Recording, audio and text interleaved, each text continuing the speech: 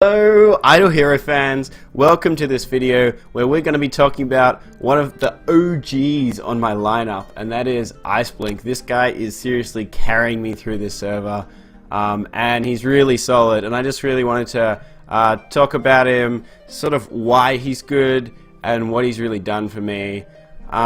So he's a ranger, he's from the Fortress faction, and he's got really solid health, really solid attack, pretty good speed as well. I'm going through his abilities.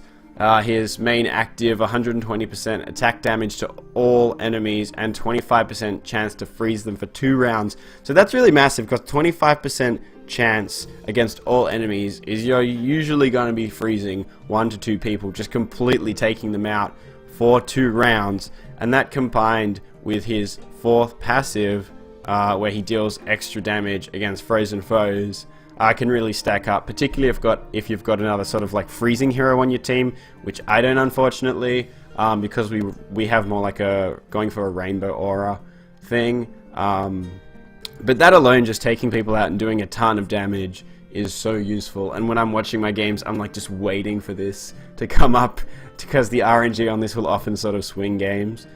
His first passive is Sword Guru, number 3 at this point for me with my 7-star. Passive that increases armor break by 32% and attack by 40, so that's just making him hit way harder. Next passive, when attacked by enemy, reduces their attack by 7% and increases own attack by 7%, lasting 3 rounds. So this is really important, and this is why people run Iceblink in their first slot on the team, because he's got a pretty solid health, so he can take a bunch of hits, and by having him out the front, he's getting attacked, which is reducing all the enemy's attacks. I don't think this stacks, but correct me if I'm wrong. And it increases his own attack by 7%, so he's getting stronger, the enemy team's getting weaker, and that's like a really good combo.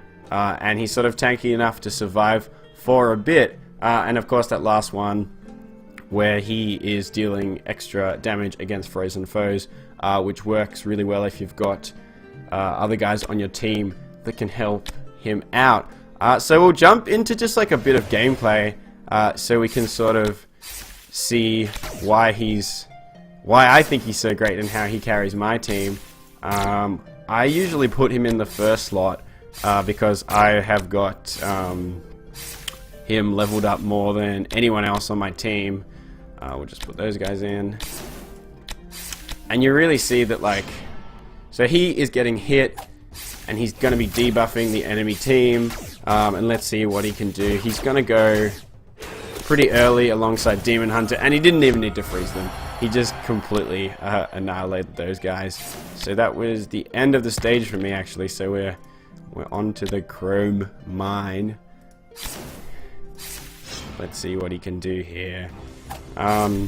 So yeah, I basically the reason he carries me so hard is I can put him out the front, and he just, there's your freeze. We've also got a silence. I really like my team. We've got tons of CC on it, and it's really nice having him as one of the prime CCers alongside my Demon Hunter and Mikhail and even Lutz, because if you're stuck on a stage but you've got a lot of CC, you can kind of just like keep ramming your face into it until you land the CC to progress the stage.